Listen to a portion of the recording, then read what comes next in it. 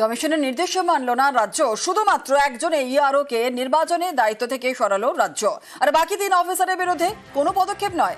রাজ্য সরকারের তদন্তের পরই ব্যবস্থা। কমিশনকে চিঠি দিয়ে জানালেন মুখ্য সচিব।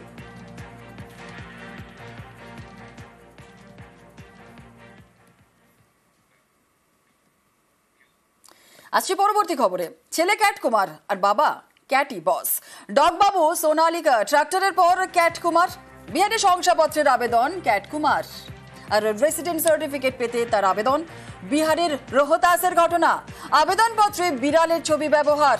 আবেদনকারীর নাম ক্যাট কুমার, বাবার নাম ক্যাটি বস, মায়ের নাম ক্যাটিয়া দেবী। ঠিকানা বিহারের নাসরিগঞ্জ থানার আতিমিগঞ্জ। সোশ্যাল মিডিয়ায় পোস্ট তৃণমূল কংগ্রেসের। কুত্তাবাবু, ট্রাম্প এবং ট্র্যাক্টর ইত্যাদি নামে বিহারের রেসিডেন্সিয়াল সার্টিফিকেট আমরা অলরেডি দেখেছিলাম। এবার বেড়ালের নামে রেসিডেন্সিয়াল সার্টিফিকেট ইস্যু হলো। যার নামে ইস্যু হয়েছে তার বাবার নাম হচ্ছে ক্যাটি বস, তার মায়ের নাম হচ্ছে ক্যাটিয়া দেবী, এবং যার নামে ইস্যু হয়েছে তার নাম হচ্ছে ক্যাট কুমার। ফলে এই সমস্ত জায়গা থেকেই স্পষ্ট বোঝা যায় যে এই মুহূর্তে ডবল ইঞ্জিন সরকারগুলোর কি পরিস্থিতি এবং কিভাবে তারা সাধারণ মানুষের নাগরিকত্ব নিয়ে ছিনিমিনি খেলছে। এই জন্যই আমরা এসআইআর এর বিরোধিতা করছি, এবং আমরা আবার বলছি এই কুকুর বেড়ালদের ভোটে কিন্তু আপনারা জেতেননি, জিতেছেন মানুষের ভোটে।